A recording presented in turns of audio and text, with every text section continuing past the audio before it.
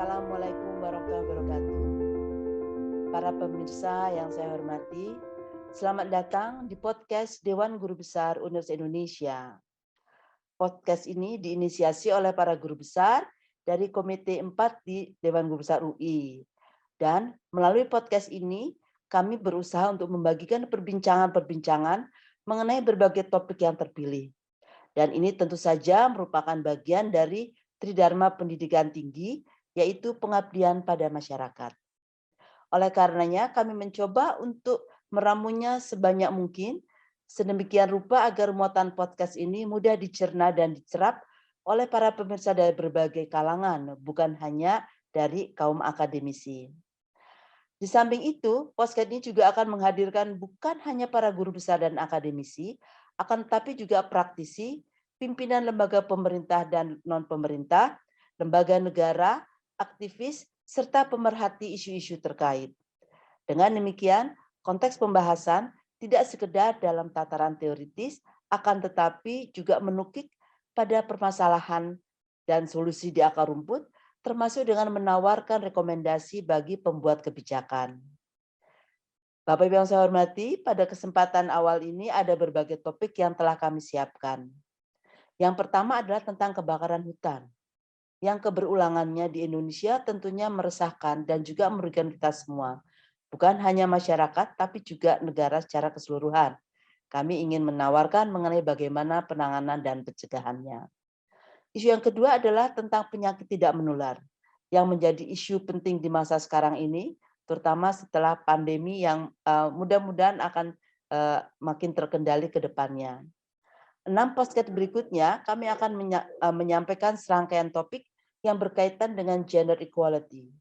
Kita tahu semua bahwa gender equality atau kesetaraan gender adalah merupakan goals atau tujuan yang kelima dari SDG atau Sustainable Development Goals.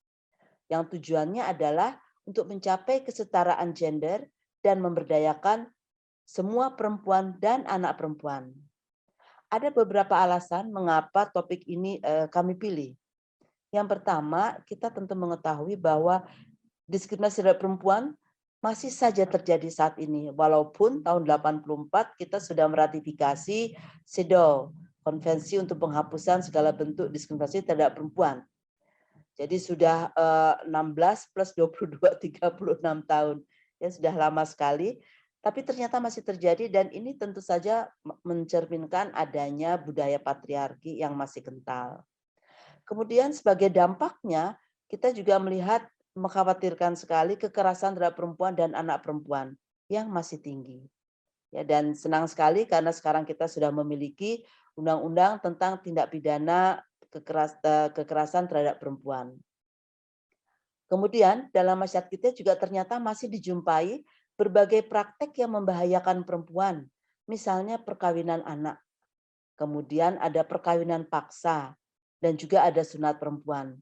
Ini tentu saja memerlukan pembicaraan yang mendalam dari berbagai komponen dalam masyarakat. Lalu tentu saja kita melihat bahwa rendahnya persentase perempuan yang menduduki posisi kunci dalam organisasi, baik di lembaga negara, lembaga non-negara, korporasi, ataupun CSO, atau organ kemasyarakatan itu ternyata juga punya dampak tertentu itu. Lalu yang berkaitan dengan kesehatan reproduksi. Belum terpenuhnya hak-hak ini tentu saja mempunyai dampak yang signifikan bagi perempuan. Dan ini semuanya saudara-saudara adalah merupakan alasan mengapa kemudian kami memilih isu-isu yang berkaitan gender equality yang kami tampilkan dalam podcast. Dan kami berharap bahwa para pemirsa semua akan dapat bukan sekedar menikmati, tapi juga memperoleh pengetahuan dan manfaat dari apa yang kami sampaikan melalui podcast ini. Selamat menikmati. Wabillahi taufiq wal hidayah. Wassalamualaikum warahmatullahi wabarakatuh.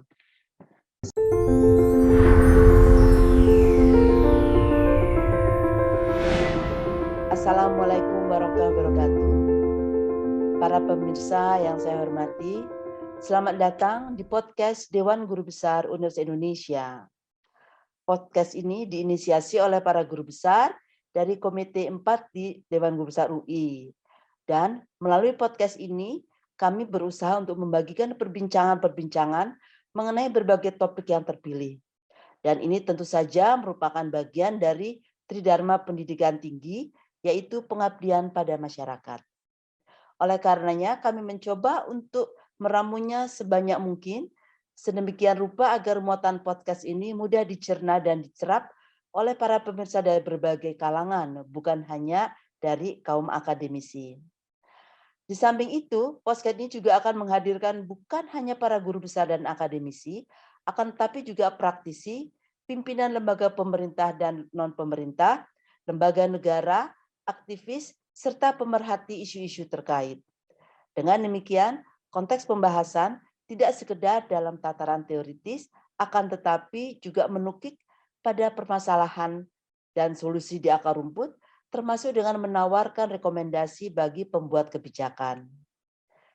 Bapak Ibu yang saya hormati, pada kesempatan awal ini ada berbagai topik yang telah kami siapkan.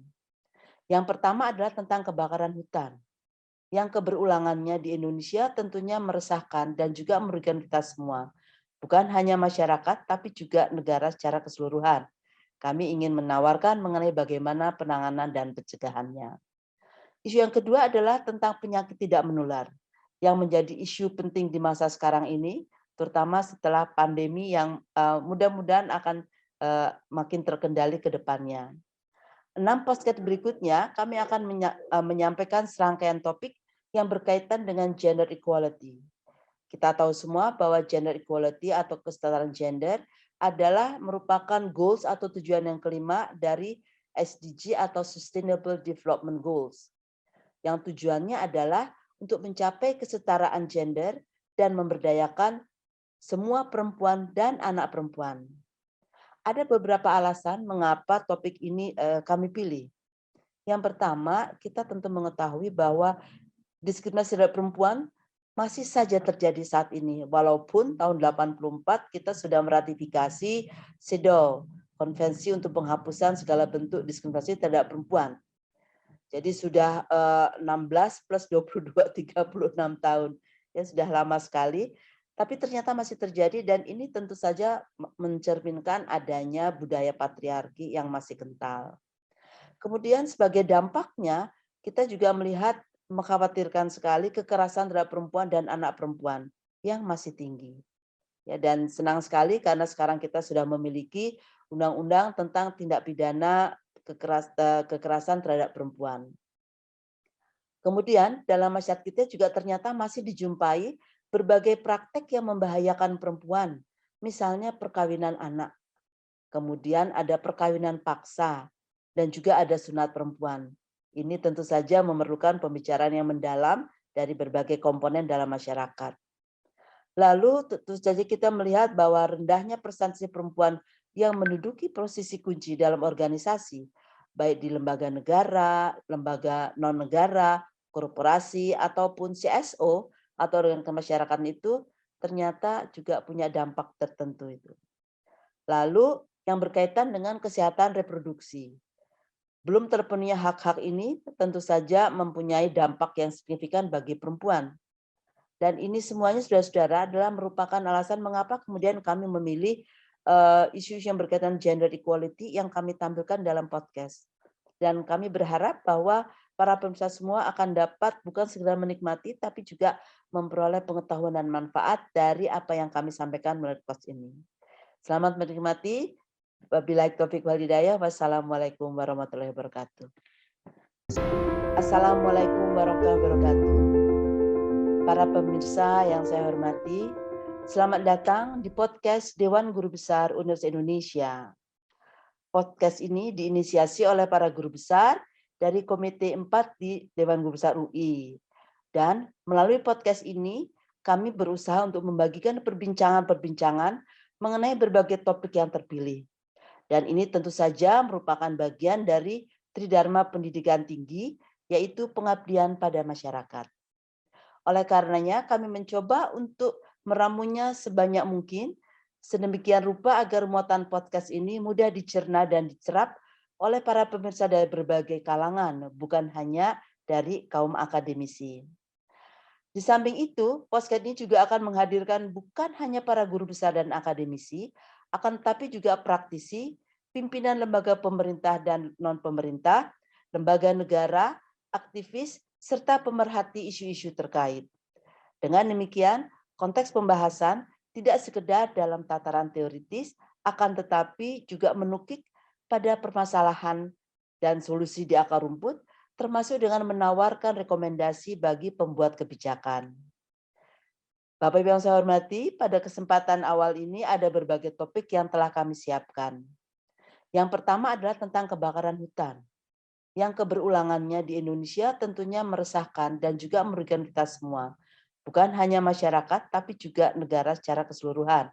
Kami ingin menawarkan mengenai bagaimana penanganan dan pencegahannya. Isu yang kedua adalah tentang penyakit tidak menular, yang menjadi isu penting di masa sekarang ini, terutama setelah pandemi yang mudah-mudahan akan makin terkendali ke depannya. 6 podcast berikutnya, kami akan menyampaikan serangkaian topik yang berkaitan dengan gender equality. Kita tahu semua bahwa gender equality atau kesetaraan gender adalah merupakan goals atau tujuan yang kelima dari SDG atau Sustainable Development Goals. Yang tujuannya adalah untuk mencapai kesetaraan gender dan memberdayakan semua perempuan dan anak perempuan. Ada beberapa alasan mengapa topik ini kami pilih. Yang pertama, kita tentu mengetahui bahwa diskriminasi terhadap perempuan masih saja terjadi saat ini. Walaupun tahun 84 kita sudah meratifikasi CEDAW, Konvensi untuk Penghapusan Segala Bentuk Diskriminasi Terhadap Perempuan. Jadi sudah 16 plus 22, 36 tahun. Ya sudah lama sekali. Tapi ternyata masih terjadi dan ini tentu saja mencerminkan adanya budaya patriarki yang masih kental. Kemudian sebagai dampaknya kita juga melihat mengkhawatirkan sekali kekerasan terhadap perempuan dan anak perempuan yang masih tinggi. Ya, dan senang sekali karena sekarang kita sudah memiliki undang-undang tentang tindak pidana kekerasan terhadap perempuan. Kemudian dalam masyarakat kita juga ternyata masih dijumpai berbagai praktek yang membahayakan perempuan, misalnya perkawinan anak. Kemudian ada perkawinan paksa dan juga ada sunat perempuan. Ini tentu saja memerlukan pembicaraan yang mendalam dari berbagai komponen dalam masyarakat. Lalu tentu saja kita melihat bahwa rendahnya persentase perempuan yang menduduki posisi kunci dalam organisasi, baik di lembaga negara, lembaga non-negara, korporasi, ataupun CSO, atau organ kemasyarakatan itu ternyata juga punya dampak tertentu itu. Lalu yang berkaitan dengan kesehatan reproduksi. Belum terpenuhnya hak-hak ini tentu saja mempunyai dampak yang signifikan bagi perempuan. Dan ini semuanya saudara-saudara adalah merupakan alasan mengapa kemudian kami memilih isu-isu yang berkaitan gender equality yang kami tampilkan dalam podcast. Dan kami berharap bahwa para pemirsa semua akan dapat bukan sekedar menikmati, tapi juga memperoleh pengetahuan dan manfaat dari apa yang kami sampaikan melalui podcast ini. Selamat menikmati. Wabillahi taufiq wal hidayah. Wassalamualaikum warahmatullahi wabarakatuh. Assalamualaikum warahmatullahi wabarakatuh. Salam sejahtera. Om Swastiastu, Namo Buddhaya. Salam sehat dan ceria bahagia selalu. Ibu, Bapak, Saudara sekalian yang saya hormati, selamat datang di podcast Dewan Guru Besar Universitas Indonesia Komite 4. Kembali bersama saya, Lydia Prani Hawadi, Koordinator Komite 4 Dewan Guru Besar Universitas Indonesia yang bertugas pada peran serta UI dalam menjawab masalah penting di tingkat nasional dan internasional. Berikut ini kami mengajak Ibu, Bapak, Saudara untuk mendengarkan edisi podcast seri ketiga dari pembahasan SDGs 5 tentang bagaimana menghapus segala praktek yang membahayakan anak perempuan. Kali ini adalah Profesor Dr. Berna Elia, Magister Sains Apoteker, anggota Komite 4 TGB UI yang sebagai pengajar farmakognosi fitokimia Fakultas Farmasi UI, yang kita kenal juga sebagai inisiator dan ketua tim Pengmas Lintas Disiplin Ilmu pada masa pandemi yang bertajuk Program Sehat Lawat COVID-19. Akan memandu narasumber kita, yaitu Dr. Femi Eka Kartika Putri, Deputi Bidang Koordinasi Peningkatan Kualitas Anak, Perempuan, Pemuda, dan Keluarga dari Kementerian Koordinator Bidang Pembangunan Manusia dan Kebudayaan Republik Indonesia. Saudara, Beberapa kasus yang disoroti dalam edisi ini antara lain adalah tentang fenomena perkawinan anak perempuan yang semakin meningkat di daerah tertentu, paparan pornografi pada anak-anak yang sudah sampai ke anak usia dini, juga merupakan ekses dari pembelajaran online yang tidak disengaja, pencabulan yang dilakukan oleh orang-orang terdekat anak, mulai dari kakek, ayah, dan kakak, sampai dengan masalah penyalahgunaan nafsa akan diuraikan oleh Ibu Femi. Kita juga akan mendengar uraian Bu Femi, kita akan lebih memahami bahwa tindakan kekerasan pada perempuan dan anak perempuan merupakan fenomena gunung es.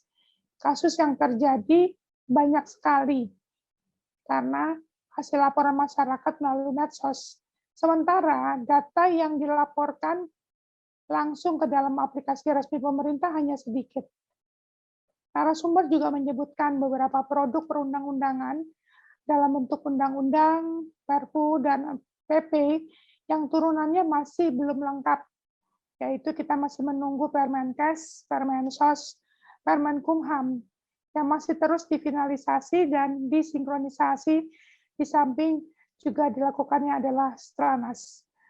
Dukungan dari berbagai pihak, masyarakat, termasuk perguruan tinggi, dan komitmen pemerintah daerah, kabupaten, kota, sampai desa, untuk mengatasi segala praktek yang membahayakan perempuan, bagaimanapun pemerintah pusat tidak bisa bekerja sendiri. Ini menjadi highlight dari Ibu Femi. Baiklah, untuk jelasnya mari kita simak dengan baik uraian dan penjelasan dan informasi Dr. Femi Eka Kartika Putri, Magister Psikologi. Sekian dan selamat mendengarkan podcast. Assalamualaikum warahmatullahi wabarakatuh. Waalaikumsalam warahmatullahi wabarakatuh. Salam sejahtera, ya, salam sejahtera bagi kita semua. Terima kasih sekali ya atas kesediaan Dr. Femi Eka Kartika Putri, Magister Psikologi ya sebagai Deputi 4 ya saat ini bidang koordinasi peningkatan kualitas anak, perempuan dan pemuda, Kementerian Koordinasi Bidang Pembangunan Manusia dan Kebudayaan.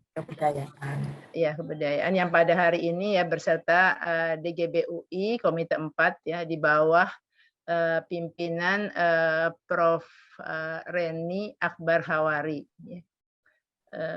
Perkenalkan saya Berna Elia, anggota DGB Komite 4 ya pada hari ini yang bertugas ya untuk berbincang-bincang ya dan mewawancarai Ibu Femi ya sesuai dengan amanah DGB Komite 4 ya dalam rangka pelaksanaan Sustainable Development Goals number 5 ya, yaitu untuk mencapai kesetaraan perempuan. Tetapi untuk topik yang diangkat pada pagi ini yaitu mengenai menghapus ya segala praktek yang membahayakan perempuan ya misalnya perkawinan anak dini ya. Baik, saya akan lanjutkan ya untuk memperkenalkan membacakan CV dari Bu Femi ya. Bu Femi ini nama dan gelarnya Dr. Femi Eka Kartika Putri, Magister Psikologi, lahir di Magelang ya, 17 Juni 1963 ya. Nah ini jabatannya saat ini adalah Deputi Bidang Koordinasi Peningkatan Kualitas Anak ya, Perempuan dan Pemuda. Oke. Nah ini instansinya adalah Kominfo PMK ya. Nah ini pendidikan terakhir beliau ini adalah doktor psikologi ya. Dari Universitas Indonesia ya. Nah ini pengalaman kerja beliau ini pada tahun 2010 ya hingga Agustus 2020 ya adalah asisten deputi PAUD ya. Pendidikan dasar ya, Direktorat Pendidikan Dasar dan Pendidikan Masyarakat. Nah, kemudian tahun 2020 sampai Desember 2020 ini adalah asisten deputi pemenuhan hak dan perlindungan anak Ya, Betul. kemudian yang ketiga tuh pengalaman beliau itu adalah yang terakhir ya Desember 2020 sampai sekarang ini Deputi Bidang Koordinasi Peningkatan Kualitas Anak, Perempuan dan Pemuda. Apa masih ada Dalamnya termasuk keluarga, Prof. Di dalamnya ada iya. termasuk keluarga, betul. Oh gitu. Baik, silakan Bapak kalau memang ada yang kurang bisa ditambahkan introduksinya. Iya. Jadi betul tadi riwayat hidup saya seperti itu dan saya masuk sebagai PNS pada tahun 1987. Kemudian saya ini dilantik sebagai deputi tepat pada tanggal 22 Desember 2020. Jadi pada hari Ibu saya satu-satunya eselon 1 perempuan di Kemenko PMK dilantik oleh Bapak Menko PMK sebagai Deputi 4 Kemenko PMK. Begitu, Prof. Oh, iya. Nah, ini mungkin ya tadi kita langsung saja ya ke to the point ya. Nah, ini kan kalau kita lihat ya tentang praktek yang membahayakan perempuan ya. Nah, ini kan kalau kita kemarin masa pandemi ya, sekarang udah memasuki era normal. Nah, ini apakah praktek ini juga mungkin Bu Femi ya bisa cerita lebih banyak ya. Ini misalnya seperti apa gitu ya. Silakan Bu Femi.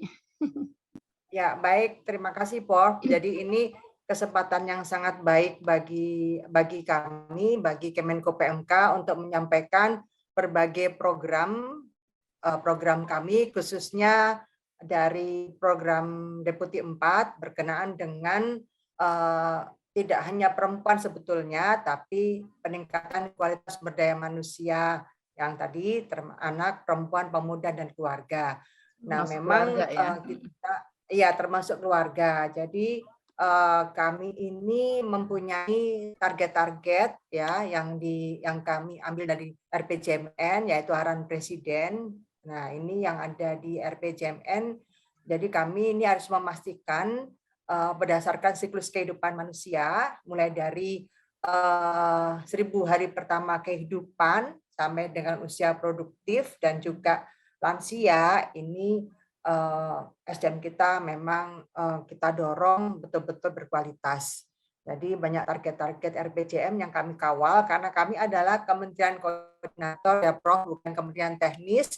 Namun tugas kami adalah mengkoordinasikan, mensinkronisasikan, dan mengendalikan perencanaan maupun pelaksanaan kebijakan di bidang pembangunan manusia dan kebudayaan. Nah, terkait dengan praktek-praktek yang merugikan perempuan, jadi memang sebetulnya kalau tindak kekerasan terhadap anak, tindak kekerasan terhadap anak perempuan, kemudian juga perempuan, itu sebetulnya fenomenanya bagai fenomena gunung es. Jadi apa yang ada itu adalah sebetulnya yang dilaporkan oleh masyarakat. Jadi masyarakat itu sekarang kan semakin sadar dan semakin tahu, dan juga sekarang karena teknologi informasi kita begitu cepat sudah berkembang, ya. Jadi era digital ini luar biasa. Jadi kasus-kasus di manapun, kasus kekerasan, baik kekerasan fisik, kekerasan terhadap kekerasan seksual terhadap anak perempuan maupun perempuan itu sendiri, ini dapat diketahui begitu. Masyarakat juga banyak yang melaporkan, kemudian juga banyak pokoknya kalau tiap hari kita bisa melihat isu-isu kekerasan terhadap anak maupun perempuan ini banyak sekali lewat medsos, karena kalau kita lewat data resmi itu tentunya kasusnya lebih sedikit. Data resmi itu misalnya dari KPAI, dari Komnas Perempuan, atau dari Simfoni, itu tentunya kasus-kasus yang memang dilaporkan ke aplikasi tersebut. Nah, sementara yang tidak dilaporkan tapi misalnya tapi tercatat oleh Barreskrim Polri maupun kepolisian Polda setempat, itu ada, dan itu lebih banyak dari yang dilaporkan. Demikian, Prof. Nah, apakah itu juga meningkat ya kasusnya misalnya setiap tahunnya ya atau juga misalnya di daerah-daerah tertentu mungkin apakah seluruh Indonesia sama gitu? Iya, jadi memang eh, kalau kita lihat kasus-kasus kekerasan terhadap anak, kasus-kasus terhadap perempuan, memang ya kita bisa melihat bahwa itu berdasarkan ya jumlah penduduk provinsinya. Tentu kalau jumlah provinsi penduduknya besar ya kelihatannya besar begitu ya Prof ya. Sebagai contoh misalnya kalau contoh misalnya perkawinan anak sebagai contoh ya. Jadi kalau kita ini punya anak perempuan yang berjumlah 41,5 juta, anak itu usianya adalah 0 sampai dengan 18 tahun. Nah, kalau kita lihat misalnya perkawinan anak yang banyak mengajukan biasanya itu adalah misalnya dispensasi nikah anak itu adalah banyaknya anak-anak perempuan. Jadi orang tua dari anak perempuan begitu. Nah, kalau kita lihat berdasarkan contoh angka perkawinan anak berdasarkan provinsi ini memang mungkin kalau bisa di-share juga bisa, Prof. iya ya, boleh. Oke, saya share screen saja. Walaupun misalnya apa namanya itu ada peringkatnya, tapi bukan berarti jumlahnya sebanyak itu. Peringkat betul, tapi karena jumlah penduduknya itu tidak sebesar itu, tentunya sebentar. Nah, ini boleh saya ini kan saya sampaikan. Ini jadi kita sudah punya peraturan pemerintah nomor 78 tahun 2021 Prof. Jadi pemerintah pusat, pemerintah daerah dan lembaga negara lainnya berkewajiban dan bertanggung jawab untuk memberikan perlindungan khusus kepada anak. Anak itu laki-laki dan perempuan ya, kepada anak dalam situasi darurat, anak yang berhadapan dengan hukum dan banyak lainnya, termasuk juga anak dengan HIV/AIDS, anak yang menjadi korban pornografi, anak yang menjadi korban penyalahgunaan narkotika, alkohol, nafsa ya dan zat adiktif lainnya. Kemudian juga anak korban kejahatan seksual, kekerasan fisik dan atau psikis, kemudian korban perilakuan penelantaran, macam-macam. Ada 15 kategori nih Prof ya. Oh, banyak juga ya. Banyak nih. Kriterianya. Ya, sudah ada peraturan pemerintahnya. Jadi sebetulnya negara itu sudah hadir untuk melindungi anak, untuk melindungi anak. Nah, kemudian ini kekerasan terhadap anak ini memang jumlahnya ini semakin meningkat ya kalau dari tahun 2017 sampai dengan tahun 2021 ya. Nah, kemudian jumlah kasus kekerasan terhadap anak tertinggi adalah misalnya Jawa Timur ya 1.190 kasus, Jawa Tengah, kemudian Sumatera Utara, Jawa Barat dan juga DKI Jakarta. Ini kekerasan terhadap anak. Nah, kemudian ada kasus-kasus yang berdasarkan jenisnya ini juga banyak sekali ya jenisnya tadi, tapi kami belum membagi menjadi 15 kategori tadi ya. Nah, kemudian payung hukum sudah jelas ya terkait dengan kekerasan terhadap anak. Ada Undang-Undang Nomor 35 Tahun 2014 ya tentang perubahan atas Undang-Undang Nomor 23 Tahun 2007 tentang perlindungan anak. Kemudian Undang-Undang Nomor 17 Tahun 2016 tentang penetapan Perpu Nomor 1 Tahun 2016 tentang perubahan kedua atas Undang-Undang Nomor 23 tadi, 23 Tahun 2002 tentang perlindungan anak, dan juga peraturan pemerintahnya juga banyak. Nah, dan ini sekarang sudah termasuk juga ada ini Prof. Ini walaupun tidak populer ya, tapi waktu itu banyak betul yang mendorong. Ini adalah PP nomor 70 tahun 2020 tentang tata cara pelaksanaan tindak kebiri kimia ya. Kemudian pemasangan alat pendeteksi elektronik, rehabilitasi dan pengumuman identitas pelaku kekerasan seksual terhadap anak. Jadi PP ini sebetulnya PP untuk mencegah kekerasan seksual terhadap anak. Namun turunan-turunannya masih belum lengkap, jadi ini juga sedang dinantikan. Jadi tugas kami juga Kemenko PMK untuk mengkoordinasikan, mensinkronisasikan dan mengendalikan kebijakan KL terkait supaya turunan dari PP ini, karena mestinya ada Permenkes, kemudian ada permen sosial, tapi permen harus ditindaklanjuti. Permen Kumham, kemudian kalau kejaksaan malah sudah ada peraturan kejaksaan sudah ada. Ya, malah sudah ada ya. Kemudian peraturan MA sudah ada. Nah, yang sebetulnya teknis pelaksanaan kebiri kimia ini yang belum yang masih difinalisasi oleh Kementerian Kesehatan begitu, Prof. Nah, ini juga sudah disusun Stranas penanggulangan atau pencegahan kekerasan terhadap anak juga sedang disusun. Jadi pemerintah ya di bawah kepemimpinan Presiden Jokowi ini sudah berusaha betul memastikan bahwa semua anak perempuan dan anak laki-laki itu terlindungi. Jadi kalau kita lihat kasus-kasusnya nih, Prof, tidak hanya anak perempuan yang menjadi korban, walaupun banyaknya perempuan, tapi juga ada juga anak laki-laki yang menjadi korban kekerasan seksual gitu. Kalau contoh-contoh kasus ya yang misalnya terkait kawin paksa setiap di daerah itu bagaimana ya, Pak? Ya, Bu ya. Saya ada laporan. Iya. Kalau kawin paksa ini apa kemauan dari orang tuanya?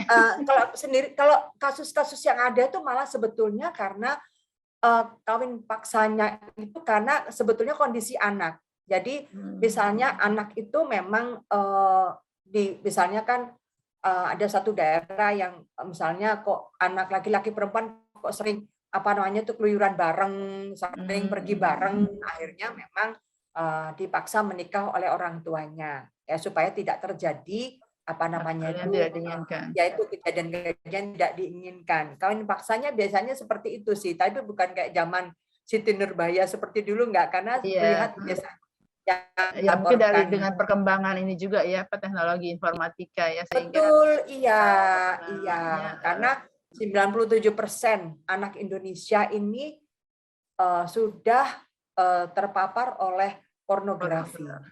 97% loh, Prof. Jadi hampir semua anak Indonesia yang dijadikan sensus waktu itu oleh Kementerian Kesehatan itu sudah terpapar oleh pornografi. Jadi kalau kita dari mulai usia apa tuh? Usia SD atau dari mulai SMP?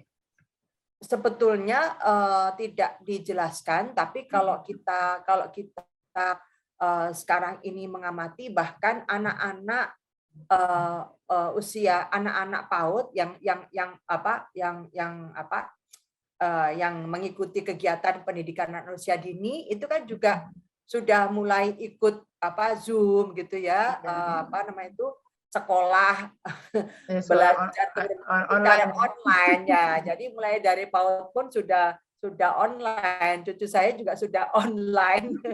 Jadi yang dikhawatirkan itu adalah ketika tidak ada bimbingan dari orang tua, nanti kemudian anak ngeklik itu kan iklan-iklan itu kan banyak iklan-iklan tadinya sepertinya obat apa, ketika kita klik nggak taunya itu adalah iklan yang sangat berbau pornografi begitu.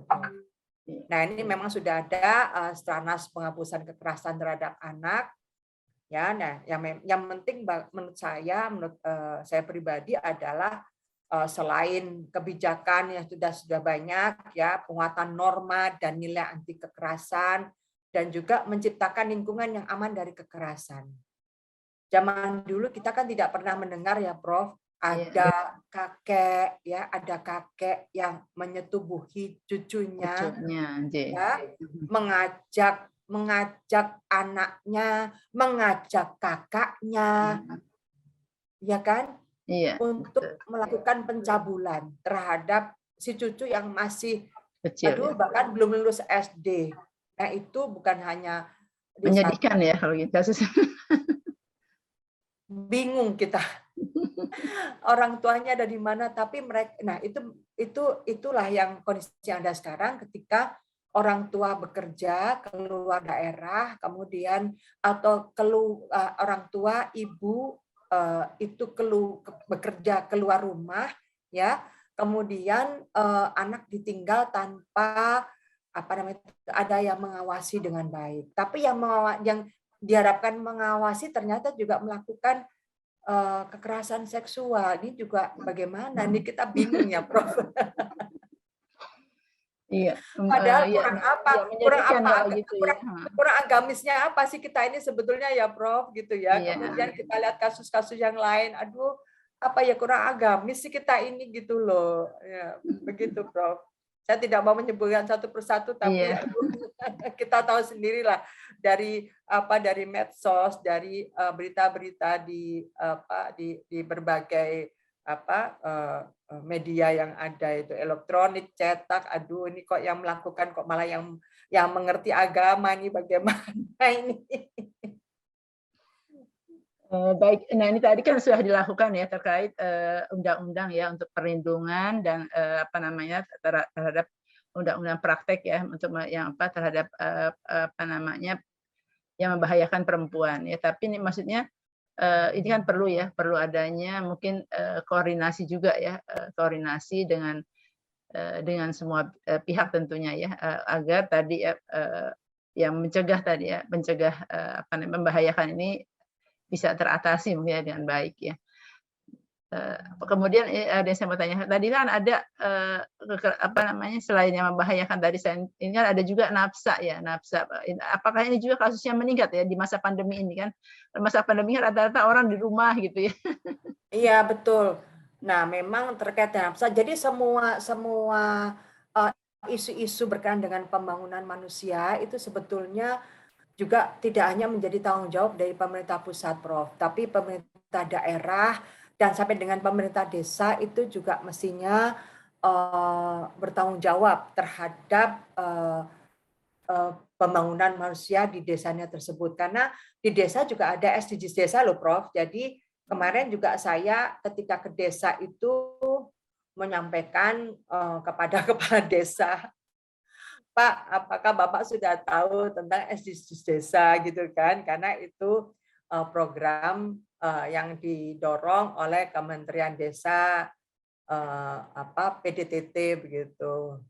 Ada Bu, ada gitu. Ngomongnya cuma ada. Jadi gitu sebenarnya saja. sudah sampai ke daerah-daerah ya.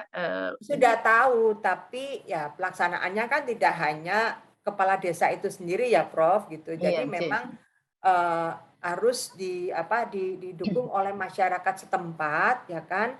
Nah, ini memang komitmen dari komitmen pimpinan daerah itu, karena masyarakat yang terdekat itu adalah terdekat dari ya kita semua ini adalah Pemda Kabupaten Kota, kemudian pemerintah desa. Jadi semestinya mereka ini yang melakukan atau betul-betul mencegah dan menangani kejadian-kejadian kekerasan terhadap anak dan perempuan, begitu, Prof. Apakah ini tadi nafsa ya, Prof ya? Iya. Tadi Prof menceritakan tentang narkotik, ya, jadi memang menurut BNN sendiri, bahkan sekarang ini pengguna nafsa itu yang banyak terjadi adalah dan usianya lebih muda itu berada di desa-desa, Prof. Makanya coba kita tiap hari ya mendengar berita pengedar narkotika ini dibekuk, dijaring, dan coba berapa yang akan diedarkan. Ada yang ratusan kilo, ada yang luar biasa, ada yang ton, karena mereka ini sudah sampai ke desa-desa. Jadi dan usianya juga lebih awal si pengguna nafsa ini di desa. Jadi tidak hanya di kota, tapi justru yang kita khawatirkan itu adalah di desa. Nah, kalau kita lihat sekarang, kita lihat angka putus sekolah, kemudian angka pengangguran, nah ini juga sebetulnya di desa juga banyak juga. Jadi itu harus menjadi perhatian kita semua, ya. Jangan kita melihat yang di kota saja, tapi justru saudara-saudara kita, anak-anak kita yang di desa ini juga harus mendapat perhatian dari semua pihak, karena kalau tidak kita perhatikan, mereka kan jauh dari kita, ya. Tapi tadi itu adalah komitmen pimpinan, kepala desa, lurah, kemudian bupati, wali kota ini yang mempunyai tanggung jawab yang besar kepada penduduknya atau kepada masyarakatnya, begitu, Prof. Apakah ada blueprint ya, misalnya terkait penghapusan praktek ini ya, yang membahayakan tersebut ya terhadap perempuan nih? Apakah juga ada target misalnya Indonesia memiliki regulasi yang tegas gitu, Prof, apa Bu, dari praktek ini?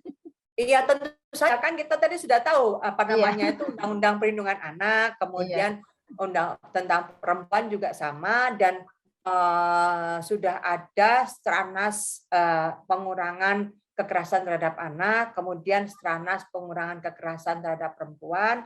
Tapi intinya adalah kami mengharapkan semua pihak, jadi tidak hanya kementerian dan lembaga terkait, tapi juga kami juga mengharapkan juga perguruan tinggi juga ikut mensosialisasikan, kemudian membuat kajian-kajian, penelitian tentang kekerasan terhadap anak dan perempuan tadi. Karena kami kan tidak bisa bekerja sendiri kan, Prof. Iya, itu sangat diharapkan ini kolaborasi, justru ya kolaborasi kita nih ya misalnya dengan DGBUI juga ini perlu ya, masih untuk dalam rangka tadi untuk menjalankan program-program pemerintah ke depannya. Betul, ya, sekali memang.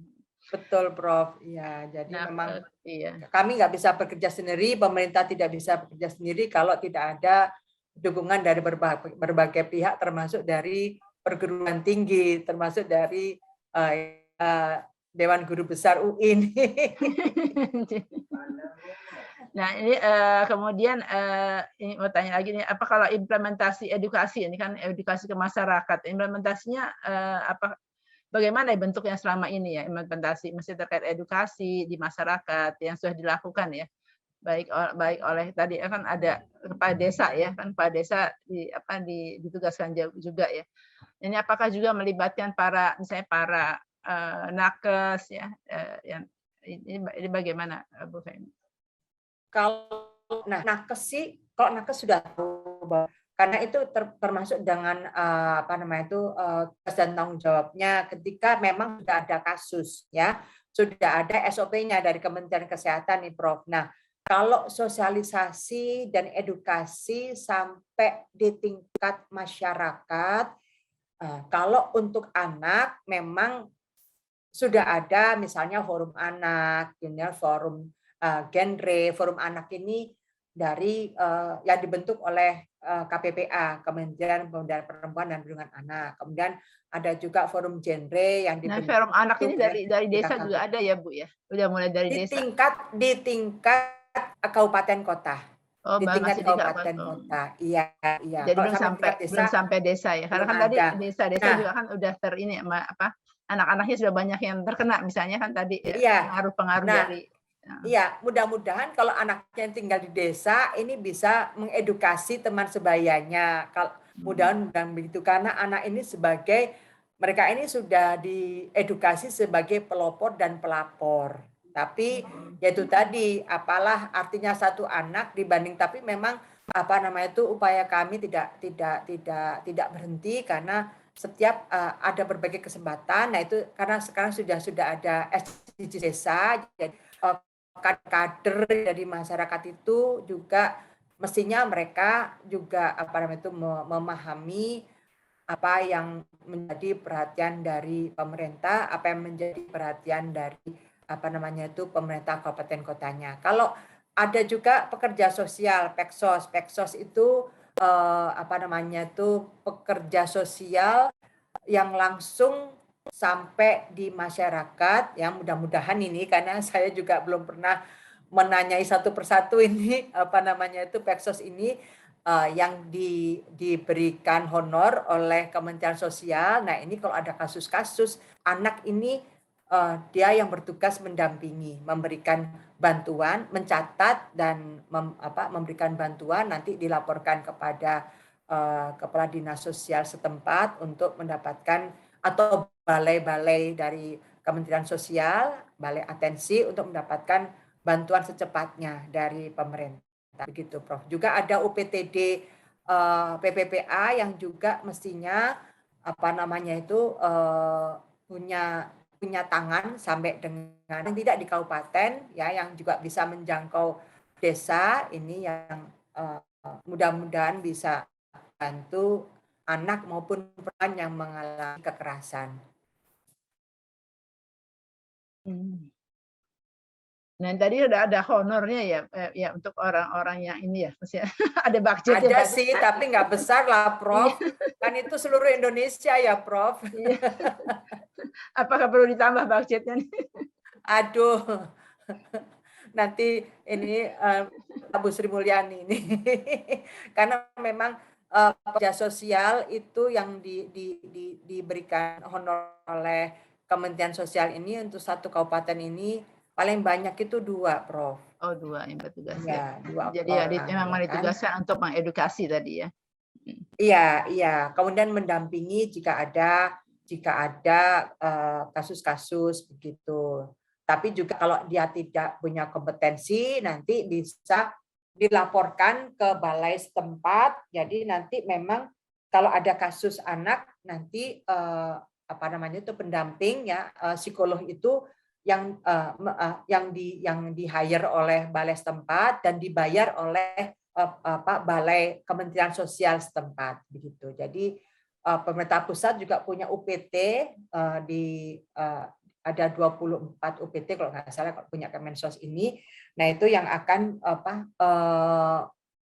membantu atau memberikan bantuan anak-anak yang harus direhabilitasi atau direintegrasi dengan keluaraganya begitu, Prof. Ya berarti ini kan perlu ya dukungan masyarakat berarti ya.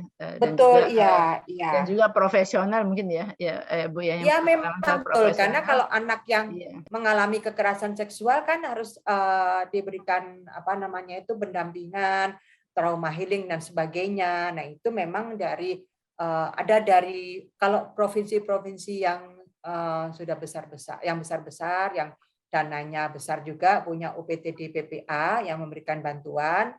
Dan kemudian bantuan untuk keluarga atau melanjutkan hidup itu bisa dibantu oleh Balai Kementerian Sosial atau Dinas Sosial setempat, begitu, Prof.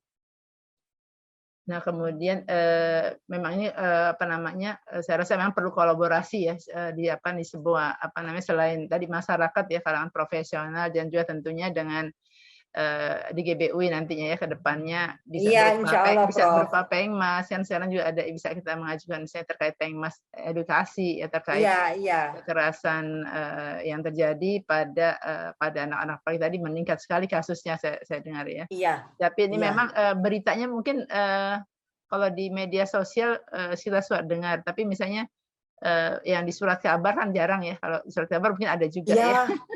Iya, tapi tidak begitu kenceng ya. Yang banyaknya itu di medsos ya. Tapi kalau di surat kabar ada, Prof. Biasanya yang memang sudah ditangani oleh polisi biasanya. Jadi itu sudah dilaporkan, kemudian dilaporkan ke polisi. Nah, biasanya oleh surat kabar setempat atau surat kabar nasional itu banyak sudah masuk juga begitu. Jadi memang biasanya kalau itu yang sudah. Jadi kalau memang berita-beritanya tidak semuanya masyarakat tahu ya, kalau yang suka baca media sosial aja nih ya. Iya betul, karena sekarang kan orang banyaknya pegang HP, jadi dari Instagram ini, dari medsos itu dan sebagainya. Tapi sebetulnya kasus-kasus yang sudah ditangani polisi itu atau juga sedang berjalan proses hukumnya itu juga diliput oleh surat kabar biasanya. Tapi kan surat kabar itu kan juga komersil ya, Prof. Jadi yang menguntungkan, yang kira-kira bombastis gitu, yang biasanya diliput begitu oleh media cetak, media cetak. Media elektronik malah kalau media elektronik itu malah juga kasus seperti itu ya, itu juga banyak sampai dengan misalnya sampai di ujung Sulawesi, kemudian di ujung mana-mana itu juga sudah banyak yang masuk ke media elektronik sih, Prof. Kalau saya lihat setiap hari itu sampai rasanya aduh gimana sih ini, bagaimana menyelesaikan masalah ini. Ya, ke depannya Tapi ya itu kan Indonesia ya, ya. tapi sebenarnya kan terpulang kepada itu tadi masyarakat di daerah itu dan kemudian juga keluarga-keluarga itu sendiri. Kalau kita kan di Jakarta kan susah nih Prof, ya kan? Iya. Kita biasanya kalau bupatinya itu memandang isu kekerasan terhadap anak maupun perempuan itu pastinya akan membuat perda. Sudah ada perda itu pastinya kegiatan pencegahan dan penanganan itu pastinya, atau misalnya perda tentang perlindungan anak itu pasti berjalan. Nah, cuma itu tadi kembali lagi kepada anggaran dari kabupaten kota itu sendiri, Prof. Dan sebetulnya sudah ada sih bahwa karena sekarang kan sudah ada pembagian kewenangan ya, Prof. Ya, jadi pusat, provinsi dan kabupaten kota sudah ada pembagian kewenangan, termasuk juga perlindungan perempuan dan anak. Jadi kabupaten kota ini juga bertanggung jawab untuk memberikan perlindungan kepada anak dan perempuan. Walaupun anggarannya tidak besar, harusnya diadakan ya supaya ada penanganan atau ada pencegahan dan penanganan terhadap kasus-kasus yang menimbulkan risiko kepada anak dan perempuan. Nah, mau tanya satu lagi terkait sunat pada perempuan, ya ini kan karena topiknya juga masih ada contohnya seperti sunat pada perempuan. Bagaimana nih pandangan dari Deputi Kemenko PMK ini? Iya, kalau kami kan mengikuti ini ya, bagaimana dalil-dalil di agamanya, kemudian juga apa sih dari medis untungnya gitu ya, untung dan ruginya. Nah, ternyata dari segi keagamaan pun tidak ada dalilnya, Prof. Tidak ada dalilnya yang mewajibkan sunat bagi perempuan. Jadi sudah diselenggarakan Munas Ulama, termasuk juga ulama perempuan untuk memecahkan solusi sunat terhadap perempuan. Nah, ulama-ulama perempuan pun menyatakan bahwa tidak ada istilahnya kewajiban atau dorongan untuk sunat pada perempuan. Nah, ini hanya mungkin masih ada ya pandangan sunat perempuan itu, tapi tidak banyak. Dan ulama-ulama laki-laki maupun perempuan semuanya menyatakan tidak ada dalilnya, tidak ada hukumnya di Islam gitu ya sunat terhadap perempuan tersebut. Jadi saya juga nggak tahu paham apa yang diikuti karena tidak ada di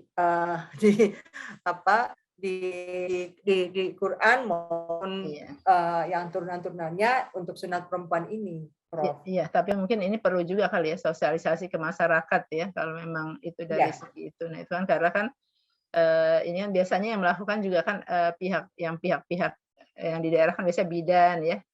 Nah, ini kan biasanya kan nggak sama dokter ya, biasanya sama bidan. Ini apakah juga sudah sosialisasi ini mestinya perlu juga sampai kepada mereka ya, sehingga di daerah-daerah kan biasanya kan masih ya dilakukan beberapa daerah, nggak semua daerah memang. Iya betul.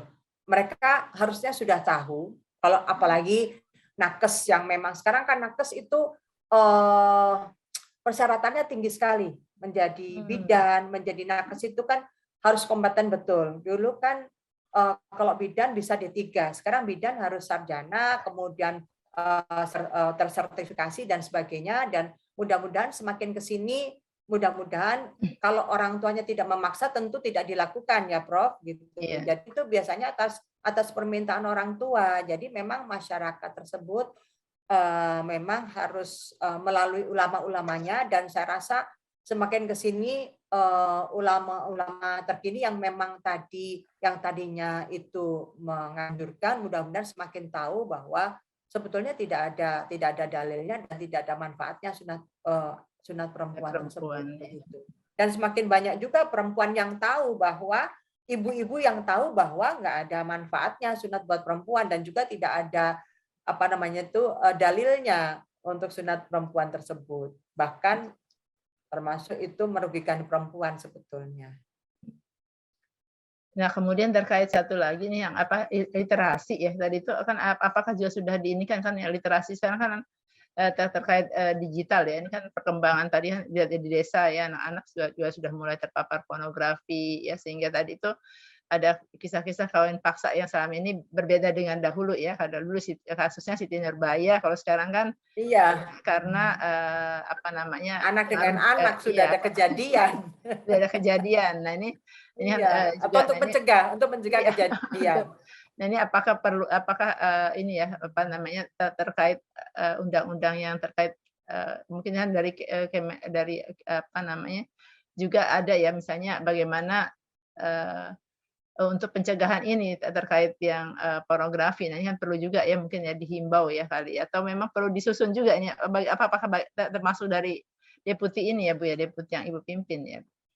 Iya, betul. Jadi sebetulnya sudah ada undang-undang pornografi. Nah, kemudian juga Tapi kan sudah ada pornografinya juga masih secara umum ya, Perpres ya. iya, Jadi sebetulnya itu menugaskan memang itu sudah zaman agak lama ya menugaskan Menkokesra, tapi sebetulnya intinya adalah karena pelaksananya adalah Menteri Agama nih, Prof. Jadi Menteri Agama ini membentuk gugus tugas untuk mencegah dan menangani pornografi.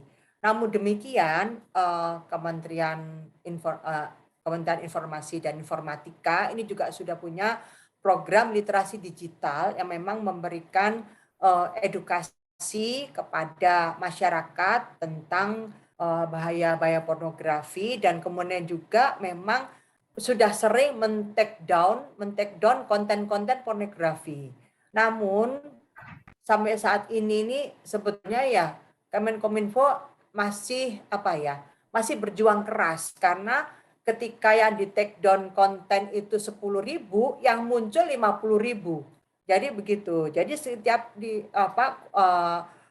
konten ataupun iklan-iklan yang berbau pornografi itu di take down sebanyak atau ya. Muncul lagi justru yang lebih banyak. Nah itu memang, tapi intinya adalah bagaimanapun literasi yang dilakukan oleh pemerintah, literasi terhadap keamanan digital, literasi karena pornografi lewat digital kan memang banyak, dan anak-anak juga banyak menjadi korban pornografi secara digital juga ada gitu ya. Nah tapi itu lagi kembalinya adalah kepada keluarga, bagaimana orang tua ya atau pengasuh atau pengasuh orang tua ini betul-betul bisa mendampingi anak-anak kita yang memang masih membutuhkan pendampingan supaya mereka tidak terpapar oleh konten pornografi, karena 97% anak Indonesia kan sudah terpapar pornografi. Nah, tapi sedalam apa konten pornografinya ini memang nah ini juga perlu diteliti juga di Prof supaya penanganannya terhadap isu tersebut juga bisa pas gitu. Karena ya mungkin juga pornografi kan misalnya ya ada yang kelihatan aurat dan sebagainya, itu juga bisa pornografi. Tapi ada juga yang lebih dalam yang sampai kita ini juga ngeri melihatnya. Nah ini juga memang membutuhkan penelitian juga, kajian yang lebih lanjut mungkin dari perguruan tinggi. Ini justru yang kami harapkan. Iya, mungkin ya nanti ke depannya kita bisa berkolaborasi ya, Bu ya, ya dengan betul. Insya Allah, Prof. Insya Allah. Untuk mendukung program pemerintah ini ya, terkait terkait praktek-praktek yang membahayakan ya, terutama perempuan dan anak. Iya, dan anak. Iya, betul. Iya. Memang tadi ya perlu juga iya. Silakan Bu. Dan anak-anak ini Prof, jadi sekarang ini juga kami mendapatkan informasi bahwa anak-anak yang berhadapan dengan hukum ya, yang kemudian mereka masuk ke dalam lembaga pembinaan khusus anak, ini banyaknya adalah kasus-kasus pencabulan dan nafsa. Jadi dua hal itu yang paling besar ya, yang sekarang ini menyebabkan anak-anak itu berhadapan dengan hukum dan kemudian masuk di lembaga pembinaan khusus anak. Jadi luar biasa Ya, memprihatinkan. perhatikan Karena ya, itu, apalagi ya, iya, mereka kan pemuda harapan bangsa ke depan ya. betul, itu dia. Ya, wanita adalah tiang negara kan salah satunya nanti ke Iya, depannya. betul. Iya, ke Tidak depannya hanya pemuda harapan pemudi, tapi pemuda harapan bangsa ini. iya, Bagaimana nih pemuda bonus harapan demografi bangsa. kita? Ya, Betul, apalagi iya, yang perempuannya kan nanti jadi tiang negara ya kan, suatu negara yang kokoh betul. dengan perempuannya yang kokoh-kokoh juga yang kuat tentu. Iya, betul. Jadi ini apa? Aduh, kondisi ini sungguh sangat memprihatinkan. Nah, oleh karena itu sebetulnya kita semua tidak hanya pemerintah pusat, pemerintah daerah, perguruan tinggi, dunia usaha, dunia industri, media massa dan sebagainya juga mesti, dan keluarga itu sendiri sebetulnya Iya, masyarakat dan keluarga juga harus apa namanya itu bersama-sama ya mencegah dan bersama-sama. menangani isu-isu tersebut. Iya. Eh, apa ini kan kemarin kan ada kasus-kasus COVID ini ya, kasus COVID itu ternyata meningkat juga ya dengan kasus COVID ya, atau misalnya sekarang new normal, apalagi akan meningkat kan kasus COVID banyak orang di rumah ya, tapi tadi Iya, kata Ibu meningkat ya kasusnya juga. Saya juga iya. bingung ini kan orang di Ya, rumah. bisa meningkat karena memang itu tadi mereka ada di rumah, tapi juga bisa meningkat karena tadi itu teknologi informasi yang sudah lebih maju nih Prof gitu Iya, kan. iya, Itu yang juga sebetulnya perlu apa namanya ya, perlu karena orang sekarang sudah semakin berani melaporkan, sudah semakin berani berbicara dan ada wadahnya gitu loh. Nah, ini yang dulu-dulu tidak pernah ada. Makanya iya, kan seperti fenomena gunung es ini, Prof. Namanya iya, kasus-kasus apa namanya itu yang kasus kekerasan maupun kekerasan terhadap anak maupun perempuan. Apapun kasusnya ini sekarang, aduh, udah deh tiap hari ada yang bisa melaporkan dari Sabang sampai Merauke. menyedihkan Iya ya ya, memang. ada ibu menggorok anaknya, ibu kemudian dia bunuh diri, ada ibu yang aduh kasihan kan sebetulnya mereka ini Iya, kan berarti mereka ini menyedihkan ya, menyedihkan. putus asa menghadapi masa depannya, ya kan? Ya kan di Jawa Tengah ada ibu yang menggorok 3 anaknya. Kemudian kemarin juga ada yang ibu yang juga membunuh 2 anaknya, bayi kembar, laki-laki dan perempuan, kemudian dia sendiri pun juga bunuh diri. Nah, jadi pasti itu Menyedihkan ya, menyedihkan. perempuan-perempuan itu mendapatkan tekanan yang luar biasa. Iya, Nah, iya. kan kalau kita kan nggak tahu, Prof. Yang tahu adalah masyarakat dan orang tua mereka sendiri kan sebetulnya. Iya, Masyarakat dan memang ya itu tadi apa namanya itu sekarang ini kan istilahnya sudah banyak banyak apa namanya itu saluran-saluran yang bisa digunakan untuk melaporkan kasus-kasus tersebut supaya segera dibantu sebelum terjadi tadi misalnya ibunya putus kejadian yang asa, tidak. ya kemudian anaknya dibunuh, kemudian sebetulnya bisa banyak bahkan di daerah itu banyak misalnya telepon polisi, ada nomor-nomor telepon polisi dan sebagainya, tapi itu kan ya memang masyarakat tersebut harus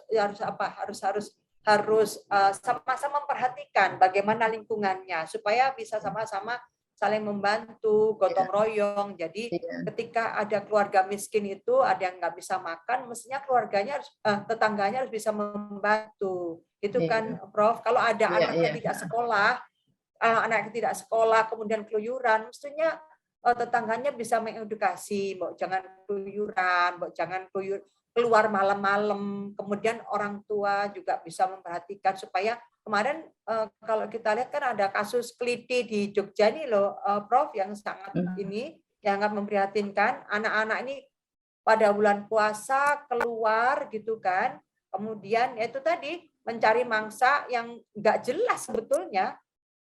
Mangsa yang nggak jelas akhirnya kan hanya jadi korban karena itu tadi kan bunuh pakai gear yang adu alatnya itu yang bunder itu, tapi ketangkep juga. Nah kebetulan yang dibunuh itu yang menjadi korban adalah anaknya anggota DPRD gitu kan, bukan DPRD Jogja tapi DPRD dari salah satu daerah dari Provinsi ya. Jawa Tengah lah gitu ya. Iya, wah. Sekali ya. Terus kemudian kan ya kan Ngarso Dalem kan langsung apa ya, aduh, sepertinya beliau juga ya sangat khawatir ya dengan kondisi ini dan kemudian memberikan arahan-arahan begitu. Dan ini, nah ini tadi anak-anak ini di bulan puasa bukannya di rumah gitu ya, baca Quran, tadarus apa, malah keluyuran malam-malam. Nah, orang-orang tuanya pada kemana? Ya kan, anak-anak keluar kok dibiarin aja. Itu anak-anak SMP loh, Prof. Anak-anak masih kecil-kecil. Iya, masih kecil, masih belum ini. Iya, masih kecil dan juga perlu iya, dan di Bekasi juga begitu kan. Anak-anak ini malam bukannya istirahat karena besok mau puasa, malah keluar malam-malam. Janjian mau tawuran kan nggak masuk akal. Terus kemudian bawa pedang sepanjang-panjang 1 meter, celurit dan sebagainya. Ini kan juga orang tuanya gimana gitu loh. Kok anaknya keluar nggak ditegur, apalagi nggak tahu lah anak-anak itu naruh senjata tajam itu di mana. Tapi kan kalau, nah ini sebetulnya anak dan masyarakat, orang tua dan masyarakat yang harus juga ngawasin. Kalau masyarakat tahu ada anak malam-malam misalnya ya bolehlah kalau mau misalnya apa namanya tuh, mereka kan biasanya mau apa menggugah untuk sahur, tapi ya terawih sih nggak apa. Misalnya ada juga kan yang apa rombongan gitu ya untuk apa menganukan sahur gitu ya, membangunkan untuk sahur, tapi malah mengganggu masyarakat, malah akhirnya berantem dengan masyarakat itu sendiri kan. Nah ini ya, aduh, ya memang orang tua dan masyarakat itu sendiri yang sebetulnya yang harus betul-betul memperhatikan anak-anak ini, begitu, Prof. Iya, baik. Ini apa namanya? Terima kasih nih apa namanya Bu Femi ya atas penjelasannya ya. Yang jelas itu tadi ya perlu kerjasama ya, perlu kolaborasi ya antara pemerintah mungkin ya dengan masyarakat dan seluruh anggota masyarakat ya, baik lingkungannya dan juga masyarakat setempat ya tadi untuk sama-sama ya mengawasi terkait hal-hal yang membahayakan ya praktek membahayakan anak-anak perempuan ya terutama ya, dan juga anak-anak secara keseluruhan. Ya kalau kita lihat perkembangan media, nah ini mungkin juga bisa dijadikan ya tadi untuk kolaborasi kita ya untuk mengedukasi juga ya dengan adanya program-program dari pemerintah misalnya Pengmas ya. Ini bisa juga ya kita mengedukasi masyarakat-masyarakat ya, mungkin dari perguruan tinggi juga bisa ikut ya, ikut mensosialisasikan ya agar tadi ya kekerasan anak ini kalau bisa nantinya Indonesia benar-benar bebas, berkurang ya, aman bagi anak ya, aman bagi ya, anak lingkungan yang aman dan nyaman bagi anak. Kalau kami sih sebetulnya sudah banyak melakukan webinar nasional ya, webinar kecil untuk mencegah perkawinan anak, kemudian perilaku berisiko terhadap pemuda gitu. Ya, tapi kan itu nggak hanya kami tapi perlu semuanya sama-sama apa namanya membantu ya program pemerintah ini apa namanya dalam rangka mendukung ya secara konkret ya program pemerintah ini ya. Ya mungkin terima kasih Bu Femi sekali lagi atas waktunya. Ya semoga dengan talkshow ini ya saya harapkan bisa membuka banyak mata ya juga termasuk saya mungkin ya, dan ya apa namanya ya terkait tadi ya untuk kita sama-sama untuk mendukung program pemerintah ini ya sehingga tadi ya bisa terwujud secara konkret ya tentunya ke depannya. Mungkin iya terima kasih sekali lagi Bu Femi atas waktunya. Sama-sama Prof. Terima kasih. Kami siap bekerja sama berkolaborasi dengan perguruan tinggi, dengan UI, dengan Dewan Guru Besar UI, dan terima kasih juga atas kesempatan ini. Iya, terima kasih juga Bu Feni. Saya tutup ya. Assalamualaikum warahmatullahi wabarakatuh. Waalaikumsalam warahmatullahi wabarakatuh.